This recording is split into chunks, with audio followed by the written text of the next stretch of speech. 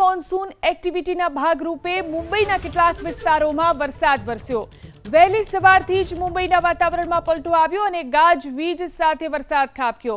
વરસાદને કારણે અંધેરી સબવેમાં પાણી ભરાઈ જતા થોડા સમય માટે તેને બંધ કરાયો। વરસાદને કારણે વિઝિબિલિટી ડાઉન થઈ જતા વાહન ચાલકોને હાલાકીનો સામનો કરવો પડ્યો। મુંબઈમાં આગામી 48 કલાકમાં ગાજવીજ સાથે વરસાદની આગાહી કરવામાં આવી છે। ખાસ કરીને સાંજે 5 થી 7 વાગ્યા વચ્ચે વરસાદ અને ભારે પવન ફૂંકાવાની શક્યતા છે। તો આ તરફ મહારાષ્ટ્રમાં કેટલાક જિલ્લાઓમાં વરસાદનું ઓરેન્જ એલર્ટ આપી દેવામાં આવ્યું છે।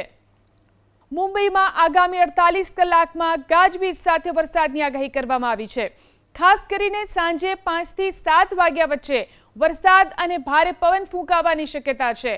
તો આ તરફ મહારાષ્ટ્રમાં કેટલાક જિલ્લાઓમાં વરસાદનું ઓરેન્જ એલર્ટ આપી દેવામાં આવ્યું છે।